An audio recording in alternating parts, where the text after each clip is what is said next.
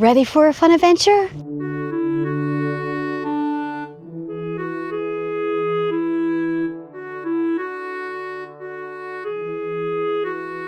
Hi, I'm Donna, and welcome to Starcastle Adventures. Today, we're going to go over and see what's going on at the Brickyard here at Colonial Williamsburg. You do have to have an admission pass to come back here to the Brickyard.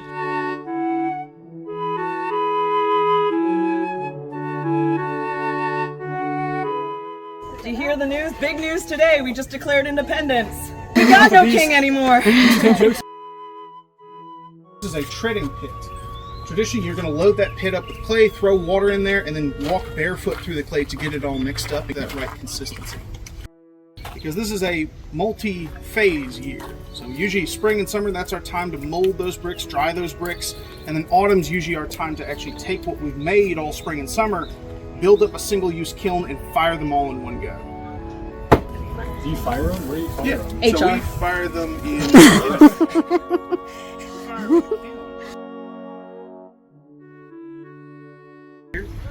At the moment, we are producing bricks for an upcoming production.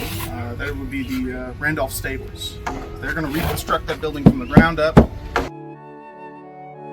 Let's see what Shell's up to right now. Just taking some clay, roll it around in the sand here, and then pack it into our forms. The forms themselves are coated in a little bit of sand. That is kind of a release mechanism, not necessarily an ingredient. There's already natural amounts of silica in it, so you don't necessarily need to artificially increase the amount. Yeah. What we'll go ahead and do is just pack it into the form, take it over the sand beds, knock them out of the mold, let the bricks slip out and sun dry for a couple of days, and ultimately we'll take all the bricks, usually in autumn we'll take all those bricks we made over this time period, stack them up into a single-use kiln and fire them all in the course of about 4 or 5 days. Okay. So that's an involved process. In our cases, so our modern context, yes. I'm an apprentice, Ava's an apprentice. We've got a 5-year program that we're going to be part of. Afterwards, we will be considered journeymen. And in the 18th century, that would mean you would actually go ahead and leave your site. How many bricks a day are you making? I'd say about 300 to 400. Wow. A day. You know, not everyone is actually going to ultimately make it into the shed, and that's generally why we're not counting all that much.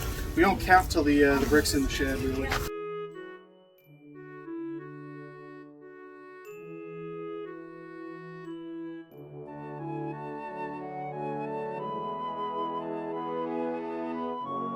Yeah. We catch frogs every day. Yeah. Oh my goodness. Oh, look at that. Oh. Can I hold him? Yeah.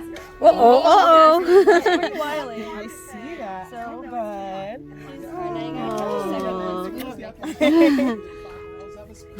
We catch frogs every day in the brickyard. Uh-oh.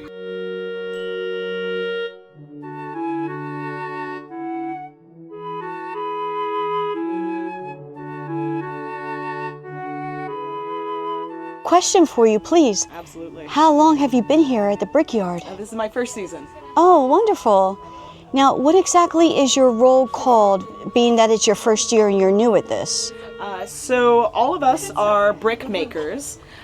We have apprenticeship programs that are here at Colonial Williamsburg with our historic trades.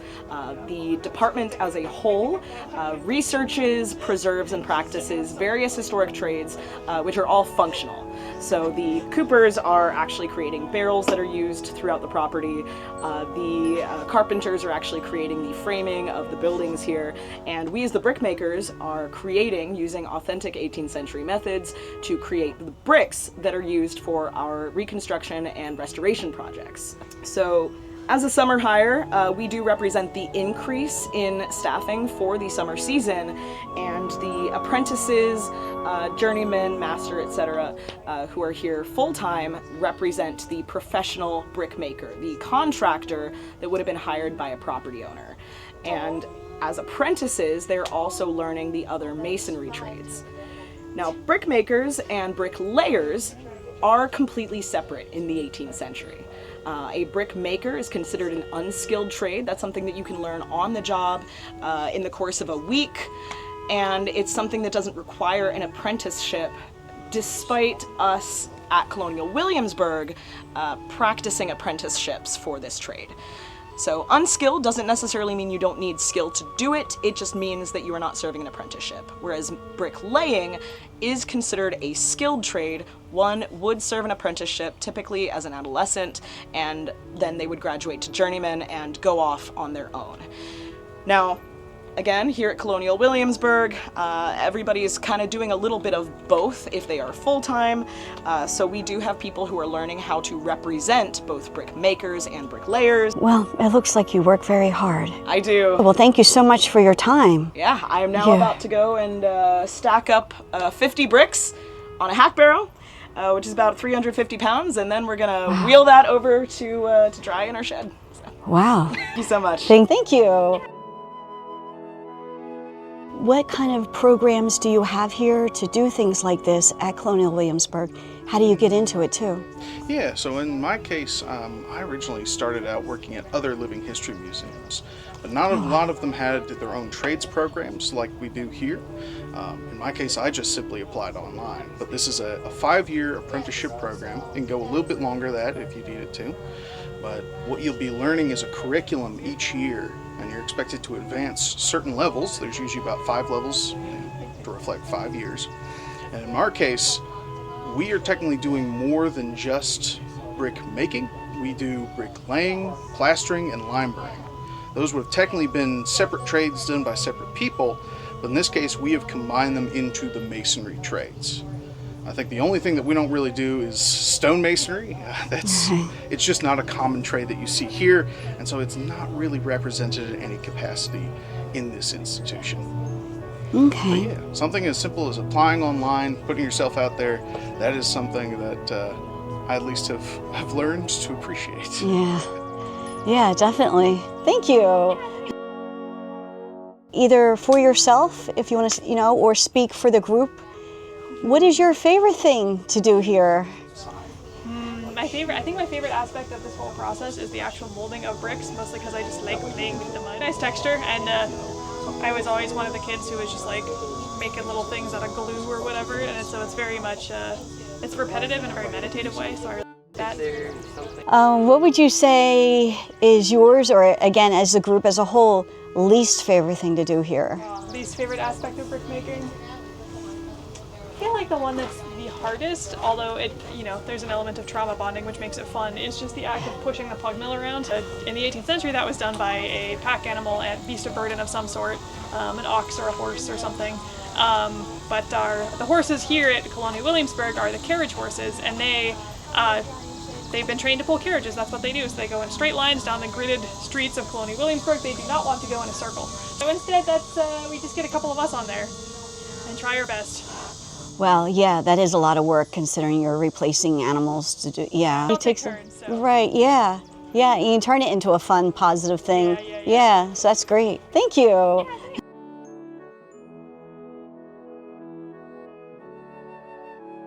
So please tell me, once you make all these bricks here, what do you use them for when you're done? Yeah, we use them for repairs and reconstructions around town. So like last year we made bricks for the gunpowder magazine, but all bricks that we make this year will be for the Randolph stables. And that is a building that hasn't been constructed yet. So it'll be placed close, in this case, to the place where the original foundation was, and we'll make 15,000 bricks for that. Oh my gosh. Yes, we're 4,500-ish. We usually do 10 to 20,000 each year, but it's really dependent on the weather. Yeah. So, we had a week where it was pretty much raining, and we had ended up having this entire sand bed back here full of bricks that we're still trying to dry. I appreciate everyone's time, and answering some questions, and I appreciate all the work that you're doing here, and it's great that you're actually, not only are you, doing this, you're demonstrating, you're talking to the guests that come here, but you're actually creating something here in Colonial Williamsburg, for generations to come here and learn and everything. So that's really great. Yeah. These bricks all go to good use. Yeah, We're yeah. getting checked out the window. Yeah. Awesome. Thank you. Yeah, you're welcome.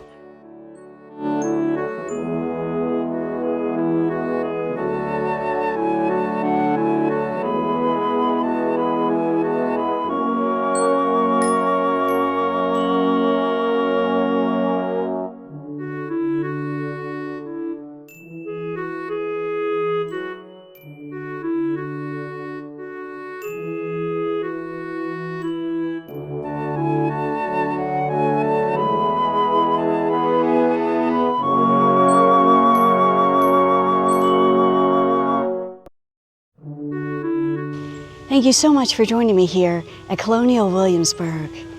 Please like, comment, and subscribe. I really would appreciate it. Thank you so much. And thank you so much for watching Starcastle Adventures. Bye-bye.